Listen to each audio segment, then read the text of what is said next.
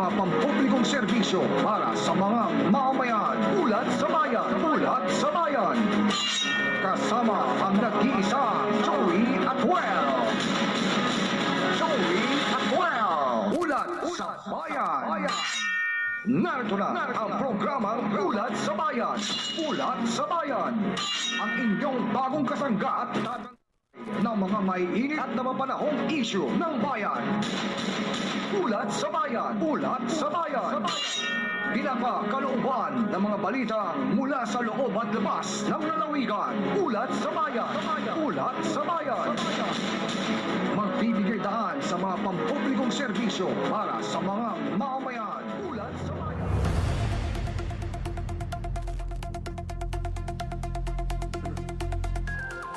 Ayan, magandang hapon.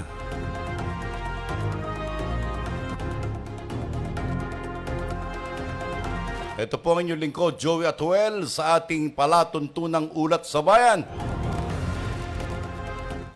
First broadcast natin sa MIB4 Online Radio tuwing alas 2 hanggang alas 3 ng hapon. Magkakasama tayo.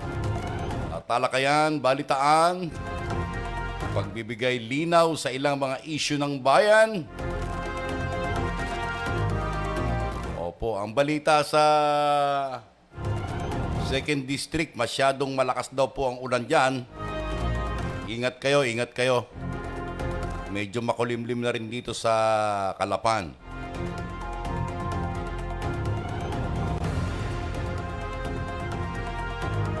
Marami tayong pag-uusapan ngayong hapon. At of course, meron din tayong ilang mga balita na ibibigay sa inyo.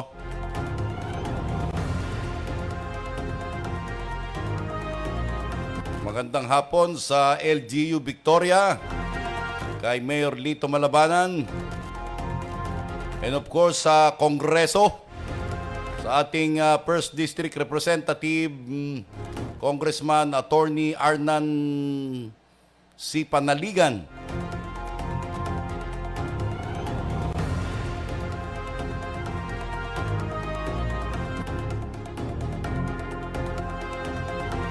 Sa ating kaibigan dyan sa Pola, si Mayor Ina Alegre, Jennifer Mindanao Cruz. Magandang hapon po sa LGU Pola. Ayan, mga kaibigan natin yan eh.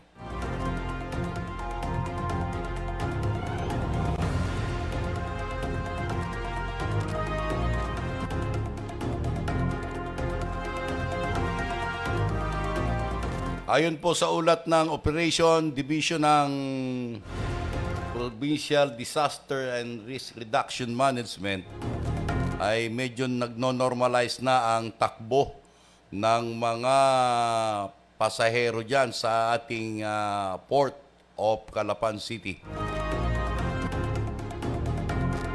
Maigi naman at nagiging normal na. Baka sa isang linggo yan, halos maluwag na uli ang pagbiyahe natin dyan.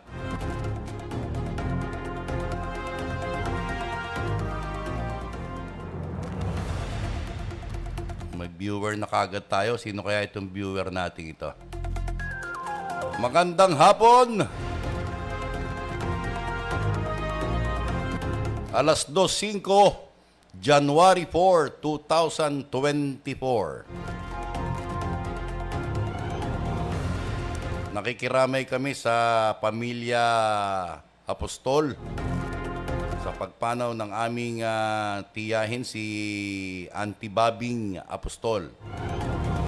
Opo, at napag-alaman natin na sa January 14 ang kanyang libing sa Holy Cross Garden sa Novaliches. Oo. Hinihintay pa ang kanyang mga anak mula sa Amerika. Opo, kaya hindi pa natin alam kung saan siya ibuburol. Opo.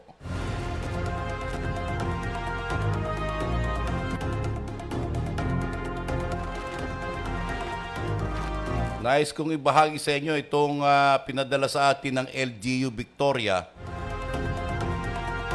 noong Huwebes, ika-14 ng Disyembre 2023. si Municipal Health Officer na si Doktora Piña Francia Asidera Reyes o mas kilala bilang Doc Lea ay pinarangalan po at kinilala ng buong Mimaropa na awardee na ginanap na parangal para sa higit sa karaniwan. Oo.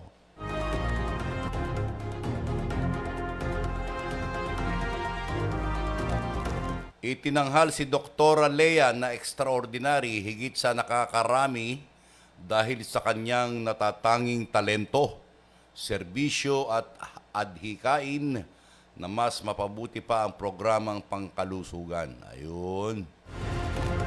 Maalala ang ating Victoria Municipal Health Office, sa pamumuno niya ay lisensyado na at naging accredited na bilang primary care facility na naglalayong maibigay sa ating mga mamamayan ang dekalidad na serbisyong pangkalusugan. Lahat ng ito ay para sa mga Victoreños. Huwag niyo pong pupuntahan itong municipal facility na ito. Para hong ospital ito. Napakalaki nito dyan sa likod ng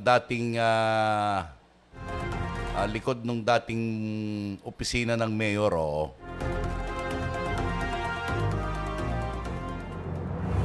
Sa kaugnay pa ring balita, samantalang ang naganap na CHD Mimaropa Gawad Parangal ay isinagawa dahil sa layunin nilang makilala ang mga tao at ahensya sa likod ng matagumpay na health programs para sa mga constituents nito. Lalo tigit ito ay isang daan para gawin natin silang inspirasyon para mas mapatibay at mapalakas ang local health system ng ating bansa.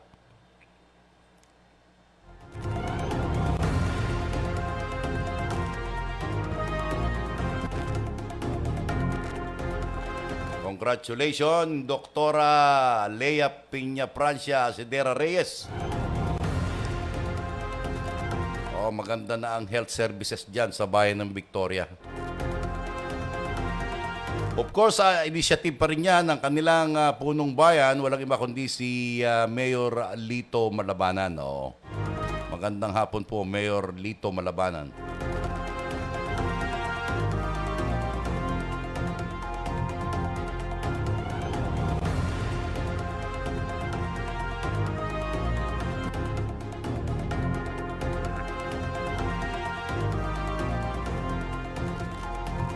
Marami nagtatanong sa atin tungkol dito sa status ng ASF. Sa ngayon po ay halos wala ng kaso.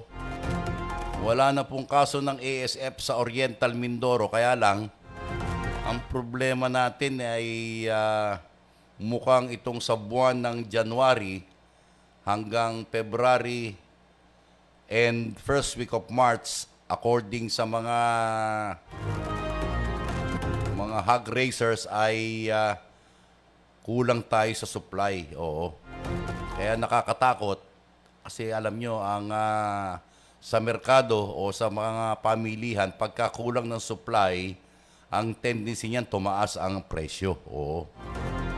Nung bumili nga tayo ng baboy dyan sa Pinamalayan nung December 31, yung dating 200 per kilo, naging 290, 280, depende sa klase ng karne.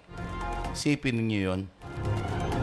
Samantalang ang kanilang bili sa buhay na karne o yung buhay na baboy ay ganun pa rin.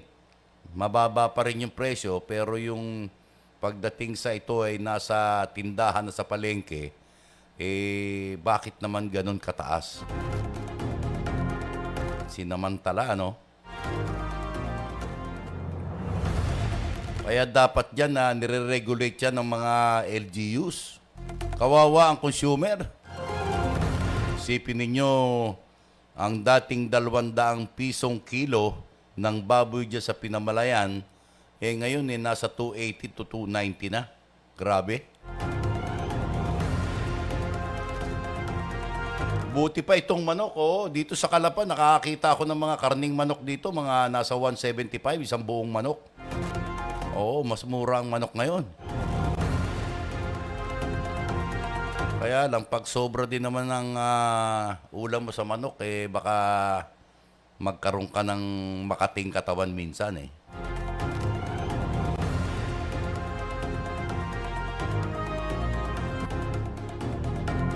Oras natin, alas 2:11. Ipapakilala muna natin ang himpilan. Magbabalik tayo maya-maya lamang.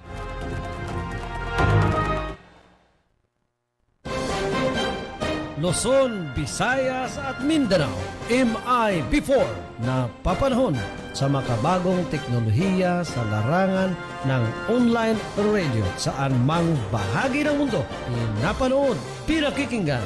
Mindoro Internet Broadcast. Mindoro Internet Broadcast.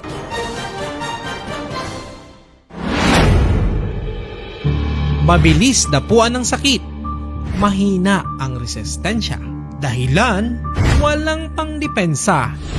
Kaya dapat, pagkapanganak pa lamang, ang baby ay mabakunahan na. Dahil ang bakuna, ang paraan upang makagawa ang ating katawan ng antibodies na siyang dedepensa at lalaban sa mga sakit. Bakit nga ba mahalaga na makumpleto ang bakuna kay baby? Una, upang maiwasan ang peligrong dulot ng iba't ibang sakit. Maiwasan ang pagkakaroon ng cervical cancer at Hepa B. Maiwasan ang dagdag gastos dahil sa pagkakasakit. At syempre, upang magkaroon ng mas malusog at ligtas na komunidad. Ano-ano naman ang mga dapat ibigay mula sa pagkapanganak kay baby hanggang sa pagtanda nito? Bakuna kontra TB meningitis at miliary tuberculosis. Bakuna kontra Hepa B. Kumpletuhin naman hanggang 3rd dose ang mga bakuna kontra diphtheria, tetano, hepatitis at pulmonya. Gayon din ang oral polio vaccine na nagbibigay proteksyon laban sa polio. Sa unang buwan at kalahati, pabakunahan si baby ng kontra pulmonya at meningitis at sundan ng parehas na bakuna. Pagsapit nito ng 2.5 buwan at ang 3rd dose pagsapit ng 3.5 buwan. Pagsapit ng 3.5 buwan ni baby, pabakunahan siya na nagbibigay proteksyon kontra polio at ulitin ang parehas na bakuna pagsapit ng 9 na buwan. Sa panahon ding ito, maaari nang mapabakunahan si baby ng kontra tigtas, Becky at rubella at ibigay ang parehas na bakuna pagsapit niya ng 1 taon. Sa mga batang anak na babae naman, pagsapit ng edad na 9 hanggang 14 na taon, maaari nang bigyan ng hanggang 2 doses na bakuna kontra cancer tulad ng pagkakaroon ng cervical cancer. At kapag umidad na ng 60 taon, mainam na kada taon mabigyan ng bakunang kontra influenza o trangkaso. Gayon din, sa edad na 60, kinakailangang magpabakuna kontra pulmonya at sa edad na 65 kung saan pahina na ang resistensya, mainam na makapagpabakuna muli nito upang mas lumakas pa ang antibodies kontra pulmonya. Hinihikayat po ang lahat ng mga magulang na pabakunahan ang inyong mga anak upang lumaki silang malusog at protektado laban sa peligrong sanhi ng iba't ibang uri ng mga sakit na dumadapo mula sa pagkasilang hanggang paglaki. Meron tayong routine vaccines na magagamit para sa mga sanggol upang maiwasan ang tuberculosis, hepatitis B, diphtheria, tetanus, pertussis, pulmonya, meningitis, polio, tigdas, beke at rubella. Gayon din, bakuna para sa special population tulad ng HPV vaccines laban sa cervical cancer para sa 9 to 14 years old, bakuna laban sa trangkaso at bakuna kontra pulmonya para kina lolo at lola. Sumangguni lang po sa pinakamalapit na health center, mas mapapangalagaan natin ang ating pamilya kung lahat tayo ay protektado at may alam. Ang bakuna ay ligtas, epektibo at libre. Tandaan, sa ilalim ng Expanded Program on Immunization ng pamahalaan, libre lang, mabisa at ligtas ang mga bakuna. Magtungo lamang sa mga barangay health center sa inyong lugar para sa mga nabanggit na bakuna. Kaya kababayan, huwag nang hintayin pang magkasakit ang ating kapamilya. Ipaalam sa bawat isa na baby pa lang, dapat pabakunahan na. At sa ating mga nakatatanda sa pamilya, payuhan at samahan silang magpabakuna. Tandaan, sa panahon ngayon, bawal magkasakit. Isang mensaheng naisiparating ng Pamahalang Palalawigan ng Oriental Mindoro at ng Provincial Health Office sa pakikipagtuwang sa Department of Health.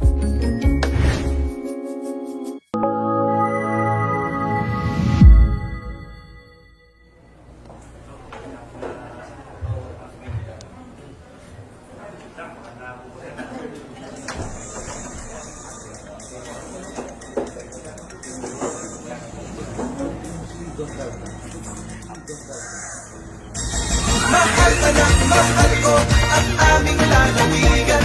Nagpinigpig na perlas sa timog katagalugan. Pakifiesta, mahal ka na sa aming sinilangan. Gusto lang kababayan, kasagarang yaman. Halina't lakbayin ang Oriental Mindoro. Hitik sa pagbabago at kulturang Pilipino. Mangyanhal kung tamaraw at lawa ng nauhan ay diwa at lakas ng ating katanyagan. Magagandang tanawin, bundok at palayan, malinis na hangin at dalampasigan. Saan man mapunta, Oriental Mindoro kay sarap magbalikan. Mahal ka na, mahal ko ang aming lalawigan. Nagpinigpig na perlas sa timog katagalugan. Pakifiesta, mahal ka na sa aming sinilangan. Gusto ng kababayan, kasagarang yaman. Mahal ka na, mahal ko ang aming lalawigan. Nagpinigpig na perlas sa timog katagalugan. Pakifiesta, mahal ka na sa aming sinilangan. Gusto ng kababayan, kasagarang yaman. Matapos maligo sa Puerto Galera, mabighani sa talon at tamaraw, sa Mindoro, Bacor at lungsod ng Calapan. Lumako naman tayo papunta sa Nauhan, Victoria, Pola, Socorro, Paiko, Salawa at Aling Tucasin ang pinawalaya sa Gloria. Saan nagmumula ang saging na sapa sa Bansud? Bungabong ay sagang kilala, masaya ang biyahe. Konting-konti na lang at mararating mo na ang Rojas, Masarag ay sarap ang isda. At doon matatanaw ang bulalakaw na kahit malayo ay hindi madadala. Mahal ka na, ngayon pa lang sumama na. Tuloy ang fiesta! Mahal ka na, mahal ko ang aming lalawigan. Nagniningning na perlas sa timog katagalugan. Makifiesta, mahal ka na sa aming sinilangan. Gusto lang kabuhayan, kasagarang yaman. Mahal ka na, mahal ko ang aming lalawigan. Nagniningning na perlas sa timog katagalugan. Makifiesta, mahal ka na sa aming sinilangan. Gusto lang kabuhayan, kasagarang yaman. Gusto lang kabuhayan, kasagarang yaman. Wow!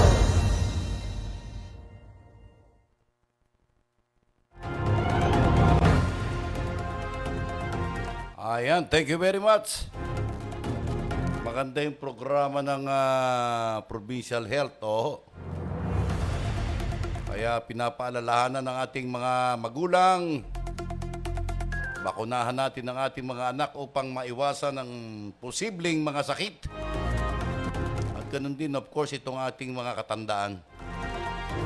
Palibasa, mahina na kanilang mga resistensya. Kailangan may panlaban dito. Kaya magtungo lang daw po kayo sa mga barangay health centers o sa mga municipal health centers upang makipag-ugnayan sa pagpapabakuna ng ating mga anak at ng ating mga magulang.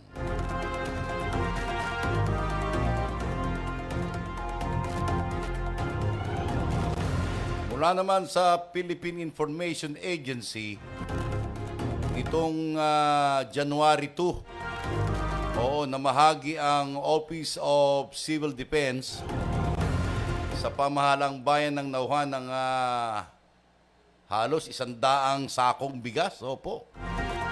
Ito ay bilang paghahanda sa anumang mga di inaasahang pangyayari o sakuna na maaring tumama sa bayan ng Nauhan ngayong taon.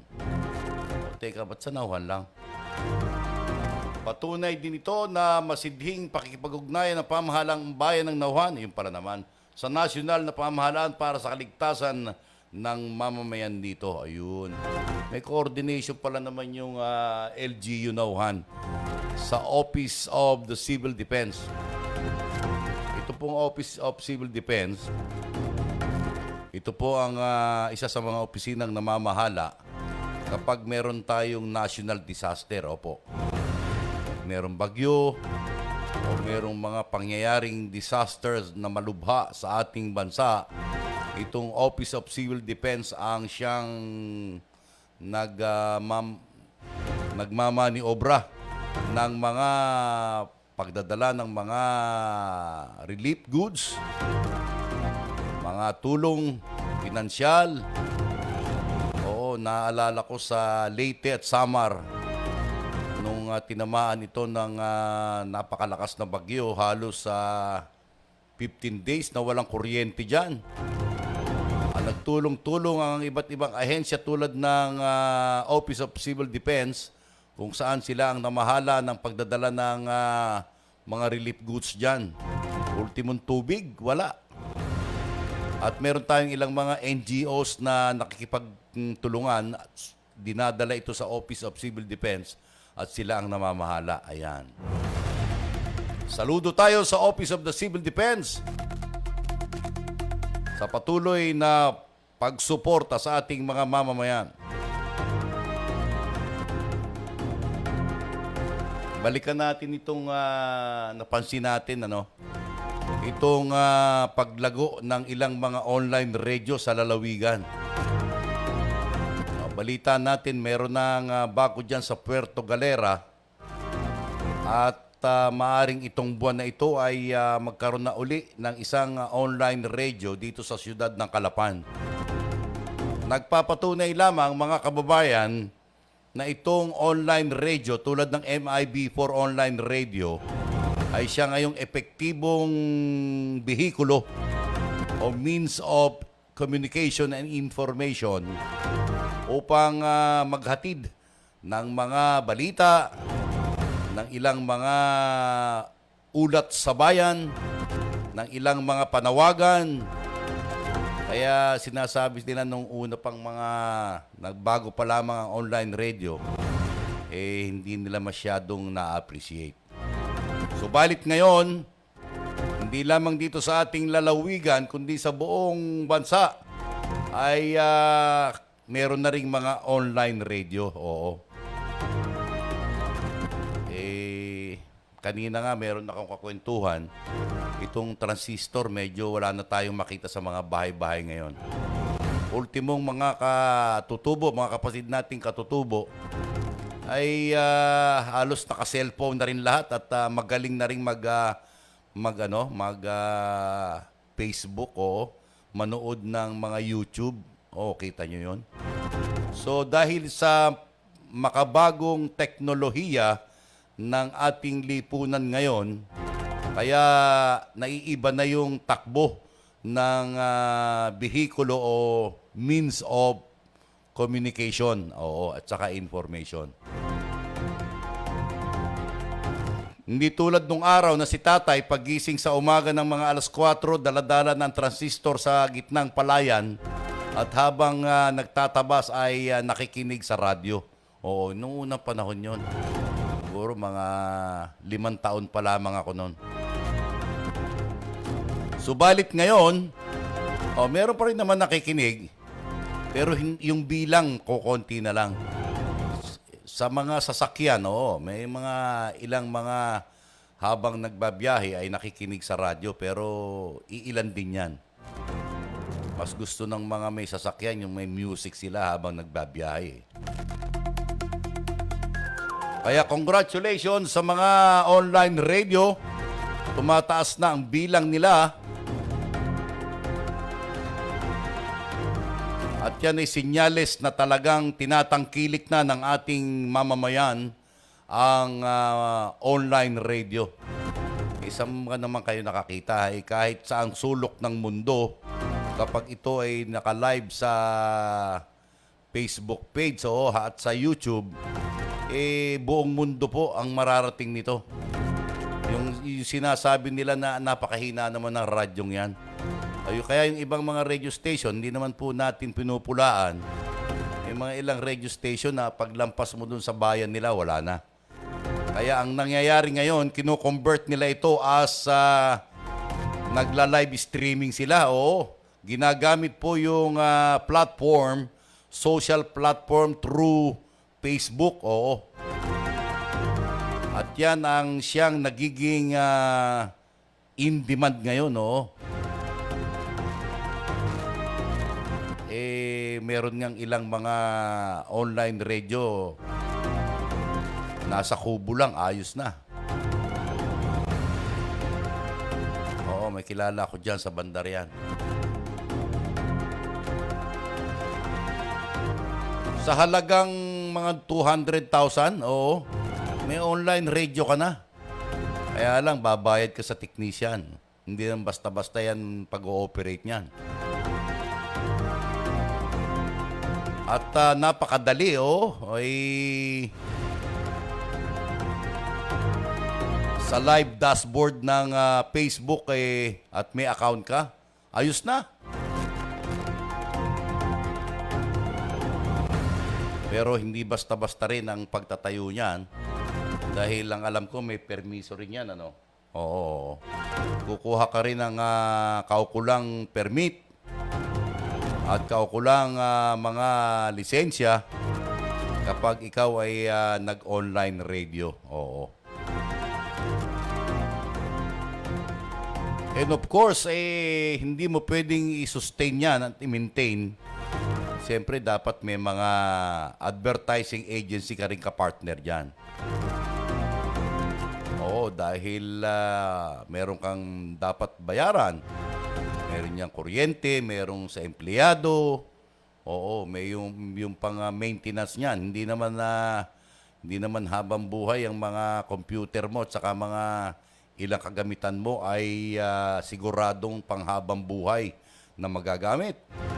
Kaya meron niyang mga advertising agency na kapartner. Oo.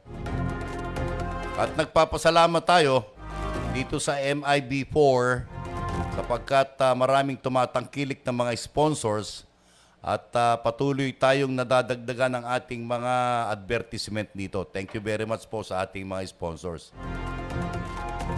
Baka sa isang araw itong ating Ulat sa Bayan, itong programa nating ito, ay meron tayong bagong sponsors. Opo. Salamat. Salamat, First Northern. Magandang hapon sa inyong lahat.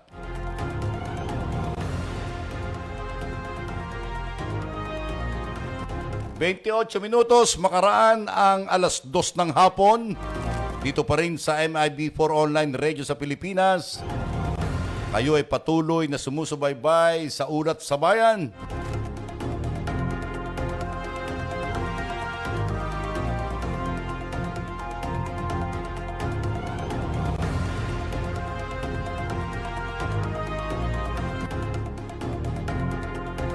Balikan ko lang yung naging prosesyon. Taon-taon kasi po ang nagkataon itong piyesta ng Calapan City. Nagkataon na itong piyesta ng Calapan City ay January 1 o bagong taon. Kasi po ang kanilang patron dito ay ang patrong Santo Niño. Opo. Kaya every New Year, January 1, piyesta sa Calapan City. At the same time, meron silang procession. At nabalitaan natin na napaka-solemn ng prosesyon. Napakaraming sumama upang gunitain at magpasalamat sa ating poong Santo Niño sa pagbibigay ng patuloy na biyaya at mga pag-iingat sa ating mamamayan sa Calapan City. Ayun. Kaya yung January 1, pagka gusto mo ng piyesta, pumunta ka ng Calapan. Tayo naman mga Pilipino, pag January 1, meron tayo kasing Noche Buena ng December 31 ng 12:00 ng madaling araw. Kaya marami tayong handa kahit saan. Baka nga sa oras na ito, meron pa sa refrigerator nyo na handa eh. Oo, tulad ng hamon. Humba, yun, oo.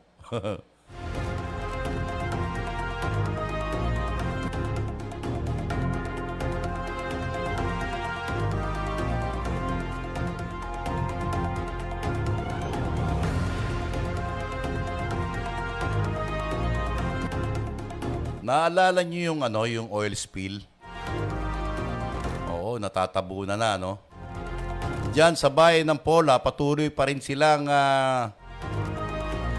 nagkakaroon ng rehabilitasyon ng kanilang mga dalampasigan. Subalit sa ibang bayan, wala nang problema. Normal na ang pangingisda dyan. yan sa bayan ng Pola, according to the LGU ng Pola, ay patuloy pa rin ang rehabilitasyon sapagkat yang Pola ang talagang sentrong tinamaan yung oil spill at sa ilalim ng kanilang karagatan ay nadidiscover pa nila hanggang sa oras na ito ang ilang mga residue. O, alam niyo yung residue, yun pong mga, kumbaga, mga latak. Oo. Yung mga latak ng mga langis ay nagsidikit na sa mga corals, dyan sa mga tirahan ng mga lamang dagat. Kaya marami dyan ang na-displace.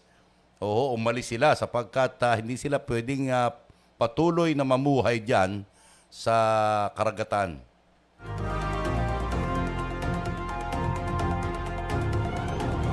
Muli tayo magbabalik.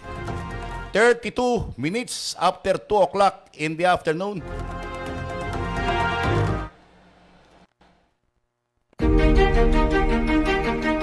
Lumipas man ang mahabang panahon, dumating na ang mga trahedya mula pa noong dekada 90 hanggang ngayon. Subok na matatag, hindi natitirag, pinagkakatiwalaan sa radio broadcast at ngayon sa kasaysayan ng makabagong teknolohiya sa larangan ng online radio. MI-B4, tunog AM radio, tunog AM radio sa makabagong teknolohiya sa online radio. Higit na matatag, higit na matatag, higit na matatag. MI-B4, tunog AM radio, tunog AM radio. Sa cloud, mas malawak. Sa cloud, mas malawak. Sa cloud, mas malawak.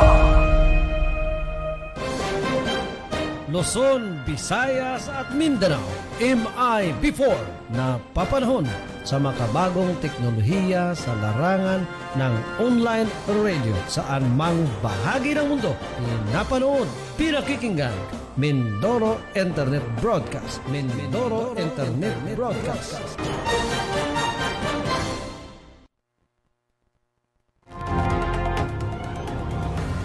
Ayan, balik po tayo sa ating programang Ulat sa Bayan.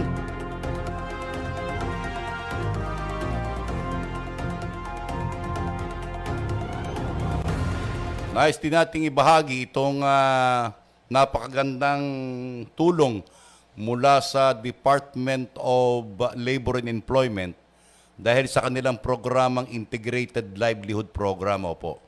Ito po ay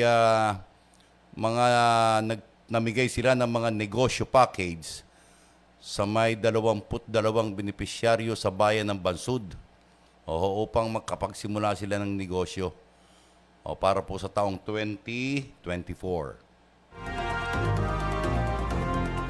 At accordingly sa kanilang mga datos at assessment, ang pamahalang lokal na sa mga benepisyaryo ay agad na nagpadala sa tanggapan ng DOLE itong mga dokumentong kanilang o resulta ng kanilang assessment para ma-process po itong pamamahagi ng humigit kumulang 21 negosyo kariton o nego cart at may kasama pang ice cream processing equipment. Aba. At ayon po kay Peso Manager ng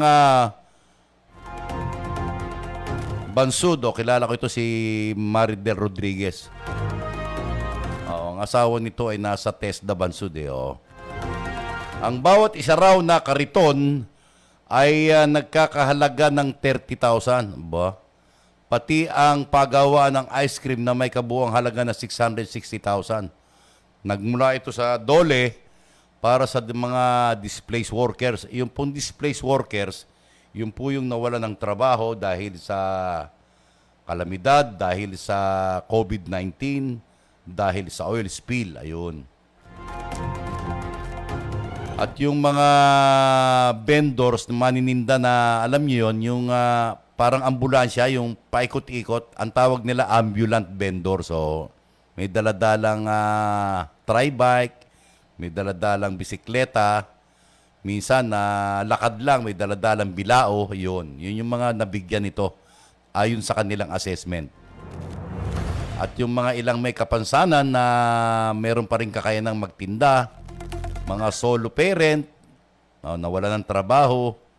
Ayun nga, yung mga naapektuhan ng COVID-19 pandemic, naapektuhan ng oil spill, at kinonsider din nila yung mga naapektuhan ng road widening.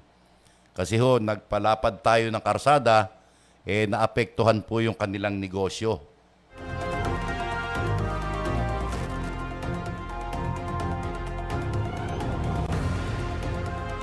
Napakaganda nitong programa ng DOLE na ito sa pamimigay ng tulong sa mga negosyante, maliliit na negosyante dito sa bayan ng Bansud. Ang alam ko, meron din dito sa Calapan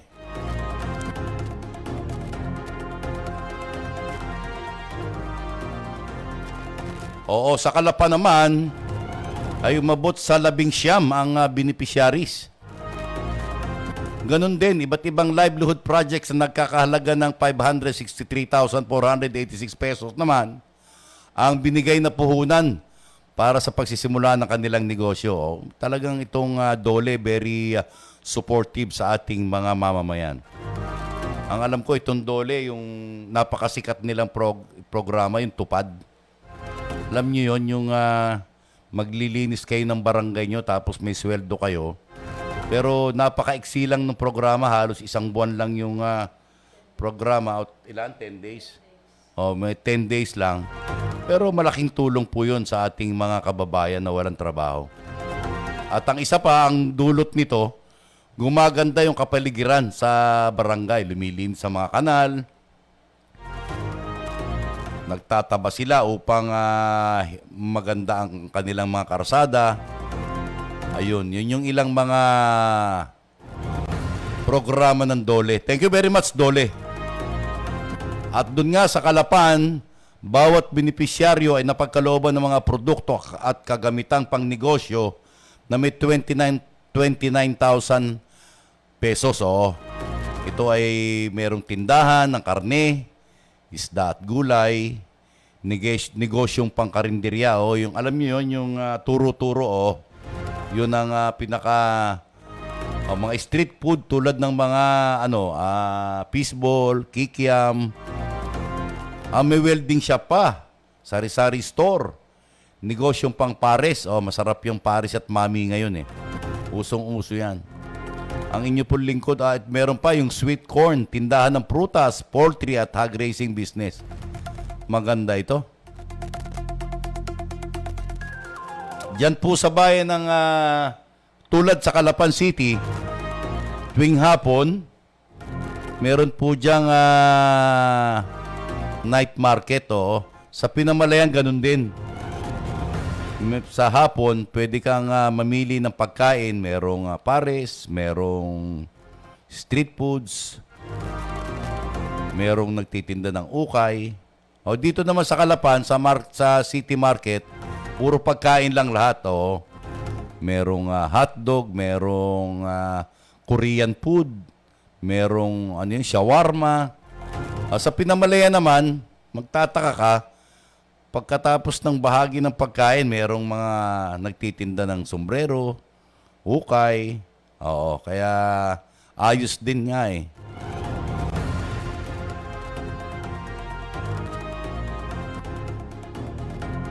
Again, thank you very much sa DOLE sa pagbibigay nyo ng programang Integrated Livelihood Program para sa ating mga kababayan.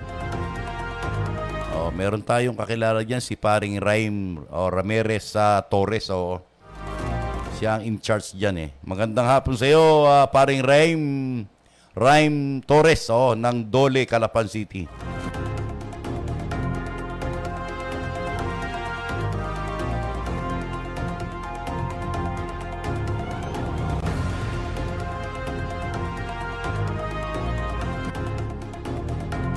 Oras natin, 41 minutes after 2 o'clock in the afternoon. Dito pa rin sa ating programang Ulat sa Bayan. Dumako naman tayo dito sa isinagawa ng PNP, Regional Forensic Unit. Alam niyo ba yung Regional Forensic Unit? Sila in charge dyan sa mga investigasyon pagka kailangan po kasi ng korte yung mga forensic examination. No? Sila po namamahala nito. At yun nga't namigay ang PNP Regional Forensic Unit ni Maropa, regional pala ito, kasama ang Regional Advisory Council sa 40 bata na may edad na 9 na buwan hanggang 20 years old. Ito ay tinaguruan nilang bahay kanlungan. Ayun. A haven for women and children bilang bahagi ng kanilang programang Araw-Araw Pasko sa Soko gift-giving activity. Alam niyo yung Soko, yung forensic unit, yan yung nag-iimbestiga during crime scene. No?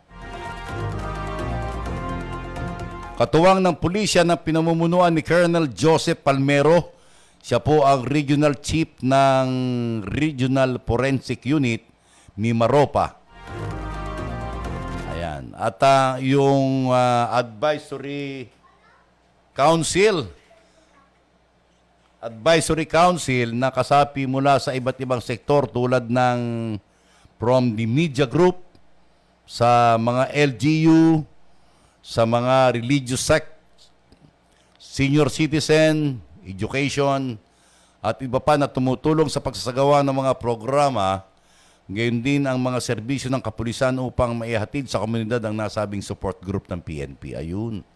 Thank you very much, Philippine National Police Regional Forensic Unit sa pamumuno ni Colonel Joseph Palmero. Ayan, magandang hapon po, Regional Chief Colonel Joseph Palmero. Oras natin 45 minutes after 2 o'clock in the afternoon. Oo. Medyo malakas ang hangin dito sa ating kinatatayuan ngayon. Yung iba dyan, inaantok pa eh. Ay, ang sarap kayan matulog.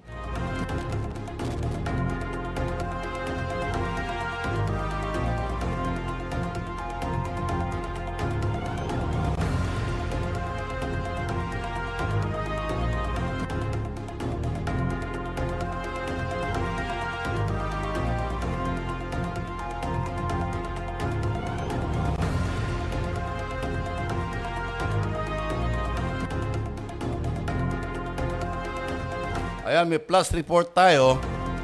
Dumagsa daw ngayong oras na ito maraming bilang ng mga pasahero palabas ng lalawigan. Na kung saan kahit medyo masama ang panahon ay marami pa rin na matiyagang pumipila at naghihintay sa oras ng kanilang pagsakay ng barko sa Pantalan sa Calapan City. Ayan. Mag-ingat po tayo, magbaon ng mahabang pasensya. Tiyaga-tiyaga lang. Ganyan talaga, sa mga panahong ito, kailangan mahaba ang pasensya mo pagka maintin ang ulo mo, mapapaaway ka. Mag-ingat po tayo sa pagbiyahe natin.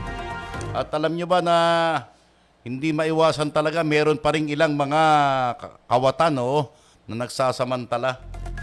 Nung tayo po ay pauwi galing Maynila, pauwi tayo ng Calapan, may nakita tayong isang insidente na nang aagaw ng bagahe ng bag. Di walang magawa itong dalawang matanda. Pagdating ba naman sa tindahan sa tapat ng tindahan pinipilit na bumili ng kanilang produkto tulad ng panutsa at kalamay. Maraming kawatan dyan sa Batangas City. Ang isa pang hindi masawata dyan itong insurance. Napakatinding racket niyang insurance na yan. Maraming nabibiktima yan. Isipin ninyong hindi daw pwedeng sumakay ng barko hanggat hindi tumutubos ng insurance. Akalain niyo yun. Samantalang tayo po ay automatic. Pag tayo ay inisyuhan ng ticket ng barko, tayo po ay automatic ay insured. Sapagkat ang lahat po ng korporasyon ng transportasyon tulad ng sasakyang pandagat ay bago ito bigyan ng permit na magbiyahe, ay kaakibat nito, kasama nito yung kanilang insurance para sa kanilang mga sasakyan at ganoon din para sa kanilang mga pasahero. Oh, grabe dyan sa Batangas, Pierre. 46 minutes after 2 o'clock in the afternoon, magbabalik po tayo sa ating paalala.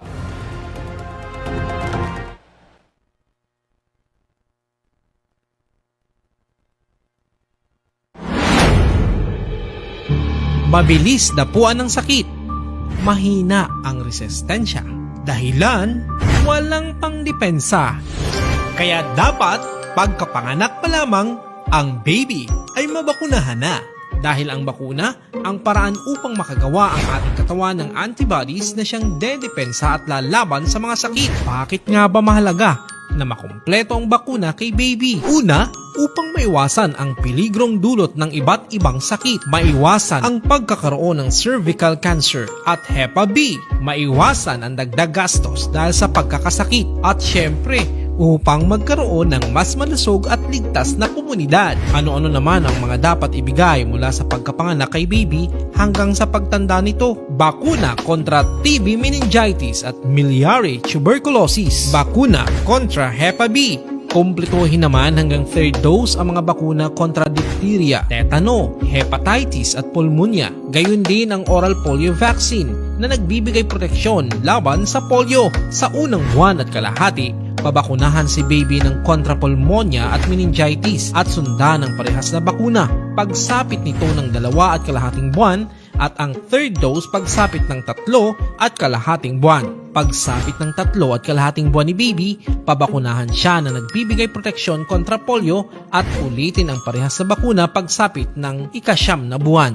Sa panahon ding ito, maaari nang mapabakunahan si baby ng kontra tigtas, Becky at rubella at ibigay ang parehas na bakuna pagsapit niya ng 1 taon. Sa mga batang anak na babae naman, pagsapit ng edad na 9 hanggang 14 na taon, maaari nang bigyan ng hanggang 2 doses na bakuna kontra cancer tulad ng pagkakaroon ng cervical cancer. At kapag umidad na ng 60 taon, mainam na kada taon mabigyan ng bakunang kontra influenza o trangkaso. Gayun din, sa edad na 60, kinakailangang magpabakuna kontra pulmonya at sa edad na 65 kung saan pahina na ang resistensya, mainam na makapagpabakuna muli nito upang mas lumakas pa ang antibodies kontra pulmonya. Hinihikayat po ang lahat ng mga magulang na pabakunahan ang inyong mga anak upang lumaki silang malusog at protektado laban sa peligrong sanhi ng iba't ibang uri ng mga sakit na dumadapo mula sa pagkasilang hanggang paglaki. Meron tayong routine vaccines na magagamit para sa mga sanggol upang maiwasan ang tuberculosis, hepatitis B, diphtheria, tetanus, pertussis, pulmonya, meningitis, polio, tigdas, beke at rubella. Gayon din, bakuna para sa special population tulad ng HPV vaccines laban sa cervical cancer para sa 9 to 14 years old, bakuna laban sa trangkaso at bakuna kontra pulmonya para kina lolo at lola. Sumangguni lang po sa pinakamalapit na health center, mas mapapangalagaan natin ang ating pamilya kung lahat tayo ay protektado at may alam. Ang bakuna ay ligtas, epektibo at libre. Tandaan, sa ilalim ng Expanded Program on Immunization ng pamahalaan, libre lang, mabisa at ligtas ang mga bakuna. Magtungo lamang sa mga barangay health center sa inyong lugar para sa mga nabanggit na bakuna. Kaya kababayan, huwag nang hintayin pang magkasakit ang ating kapamilya. Ipaalam sa bawat isa na baby pa lang, dapat pabakunahan na. At sa ating mga nakatatanda sa pamilya, payuhan at samahan silang magpabakuna. Tandaan, sa panahon ngayon, bawal magkasakit. Isang mensaheng nais iparating ng Pamahalang Panlalawigan ng Oriental Mindoro at ng Provincial Health Office sa pakikipagtuwang sa Department of Health.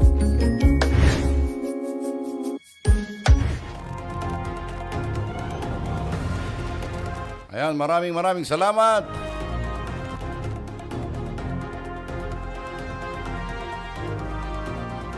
Sa atin pong mga taga-subaybay, dito pa rin sa MIB4 Online Radio.